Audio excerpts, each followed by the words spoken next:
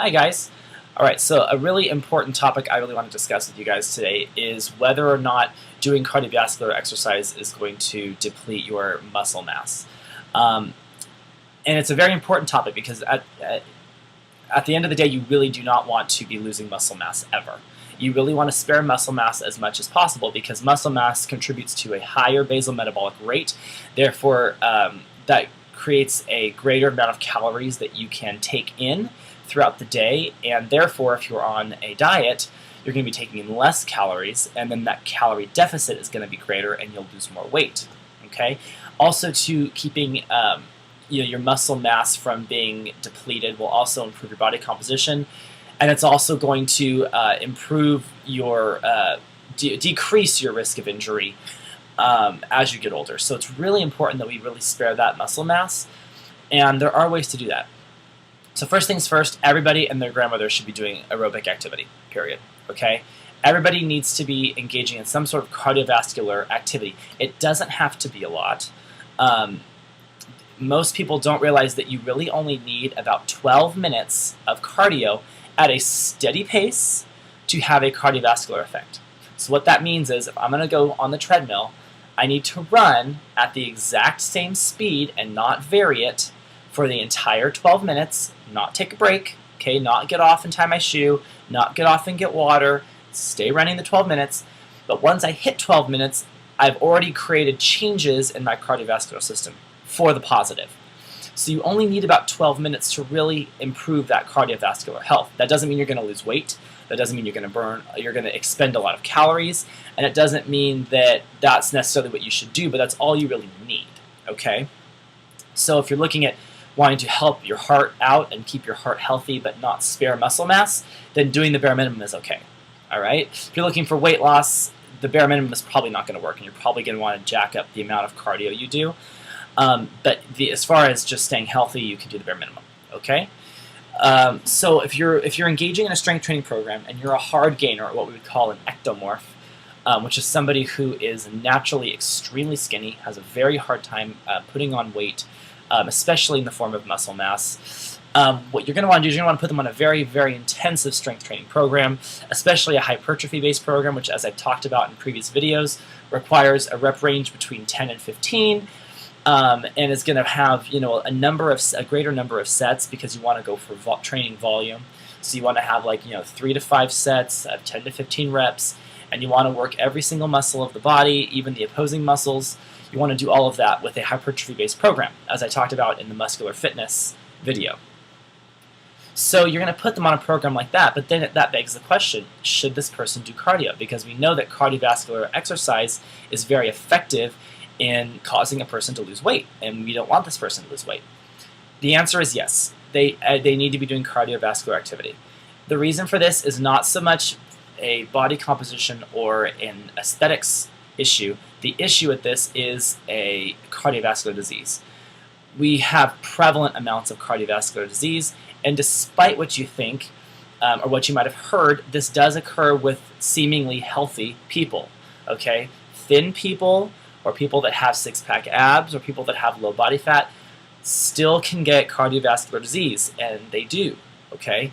So it's extremely important to engage in cardiovascular activity because of that very reason. We don't want people having heart attacks in their 30s, 40s, and 50s. We really don't want them having heart attacks at all, but especially not at those young ages. We don't want people having hypertension at a young age. We don't want people having any sort of other chronic disease that is caused by a poor cardiovascular fitness state.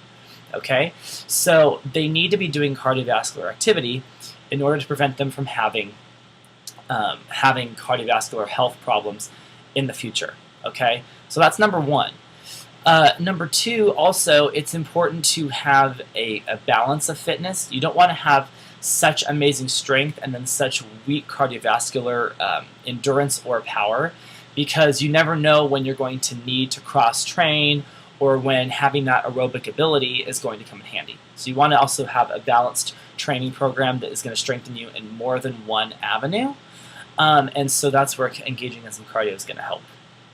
Now, I know what you're thinking. Oh my gosh, Philip. Oh my gosh, but that means he's going to lose muscle mass, and the person's going to, basically be lifting weights in the gym and then just burning off that muscle while they're working out. And that's incorrect. Okay, that can happen. It is very likely that you will, deconstruct your muscle and use the protein in your muscle as fuel during cardiovascular activity. That's correct. That will not happen if the person is eating a proper diet, okay? These low-carb diets are notorious for that happening, okay? So if you put somebody, and a lot of times people that, they're not dietitians, but usually nutritionists will put these hard gainers on these crazily high protein diets that have 3 to 4 grams of protein per pound of body weight, and really restrict their carbs and really up their fats. In order to help them put on muscle mass, but really a diet like that is going to destroy them if they ever try and do a cardiovascular bout of cardiovascular exercise, whether they try and do aerobic power or aerobic endurance. It's going to destroy them because once you're in a high intensity level of cardio, you're going to be tapping into those carbohydrate stores. And then in the lower end of the spectrum, in the fat burning zone, you're still going to need carbohydrate because fat burns in a carbohydrate flame. You need to go through glycolysis first before you can go into oxidation, which oxidation is where you're taking in fat as fuel source. You still have to go through the glycolytic pathway. And if there's no carbohydrate there, it's going to go right to your protein.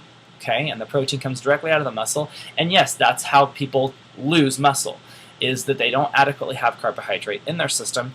And then their body has to go for the protein because it has to go through glycolysis to get into beta oxidation and oxidative metabolism. Okay, so because your body's going to go through glycolysis anyway, fill it with things that are going to prevent you from having protein loss, which is eating a good carbohydrate diet. And we hear this time and time and again. The dietetics community will say it. The government agencies will say it. The ACSM says it. High carbohydrate diet is not a bad thing. You are not going to gain weight on a high carbohydrate diet if you're doing it properly. If you're eating the proper amount of calories, if you are keeping your macronutrient ratios in check, okay, so I wouldn't recommend eating 90% carbohydrate, probably a bad idea. If you have, if you're getting your carbohydrates from complex sources, okay, that is not chips, that is not French fries, that is, starchy potatoes like sweet potato or red or brown potatoes, brown rice, quinoa, vegetables, legumes, stuff like that.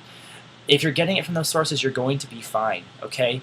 Yes, you may not have the crazy hard body that you see in bodybuilding competitions, but quite frankly, that's unnatural, and those people are going on very, very crazy diets to get that, and it's not sustainable.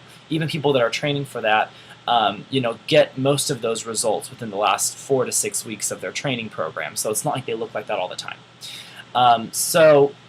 But as far as being able to engage in aerobic activity without destroying your muscle mass, carbohydrate is the key. Okay, and if you have adequate carbohydrate, then what's going to happen is you're going to engage in some physical activity. You're going to go through the phosphagen system first, and you're going to hit the glycolytic pathway. You're going to have adequate glycogen stores, so then your body's going to go through glycolysis using glycogen and not using protein. And then it's going to hit beta oxidation. It's going to start going through the oxidative pathway, and it's going to start going to fat metabolism.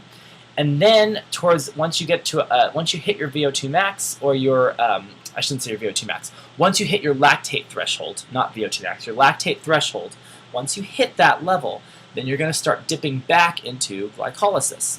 But you're most likely going to have plenty of carbohydrate available if you've eaten properly, and so it's going to be fine. You're not going to ever dip into that muscle protein. The idea that you can only go for 45 minutes and you're going to dip into protein is not true. Not if you're eating properly. You have to think of yourself as an athlete. If you're going to be exercising at a high intensity, whether aerobic or anaerobic, you have to feel yourself like an athlete, okay? Otherwise, you're going to get shoddy results. You're not going to get as good a results as if you had fed yourself properly, okay? So really, yes, everyone needs to be doing aerobic activity, whether you're a hard gainer, whether you're someone who needs to lose weight, or whether you're someone who's happy with their weight. Cardio is a must. You need to keep your heart healthy. You can get by in life not being the biggest man. You can get by in life not having a six-pack. You can get by in life not being the strongest person. You cannot get by in life with poor cardiovascular health. Life will win. Okay, you're going to have a heart attack, you're going to have blockage, you're going to have a lot of issues if you don't keep your heart healthy. So that needs to be the #1 goal. Okay, then after that, once the heart's healthy, then we just keep it healthy by doing the bare minimum, and then we can start going into weight training, all that kind of stuff. But cardiovascular exercise trumps everything. You've got to have a good cardiovascular base. Okay, so I hope that answers your question. If you are a hard gainer and you haven't been doing cardio, I would strongly suggest that you start doing at least a little bit of cardio, at least about 12 minutes, 4 to 5 times a day at a steady pace. Even if you stay in the fat burning zone, that's fine. Just do something. I would increase your carbohydrate intake because you're going to need that carbohydrate to fuel your workout, to prevent you from dipping into muscle protein. And also, too, the carbohydrate is going to help you build muscle. Believe it or not, everyone thinks protein's the big muscle builder, and it is involved in muscle building. But also, so is carbohydrate, because you're going to have glycogen storage in your muscles. Okay? Hope that is helpful. Again, if you have any questions, feel free to Facebook me. Please give me a Facebook message. Don't post on the wall. And I'm more than happy to answer questions, or if you've heard something different and you actually have research to show me that that is something new that I haven't considered, feel free to show it to me, because if it's a peer-reviewed article and has merit behind it, I'm glad to bring it up in my video blog and talk about it. Okay, so feel free to Facebook message me, or you can go to my website and go to contact, and you can contact me any which way you would like to. My website is www.bfitfresno.com. And again, you can contact me anyway through that website. So I hope you enjoyed this video blog post. Until the next time, I will talk to you later. Bye.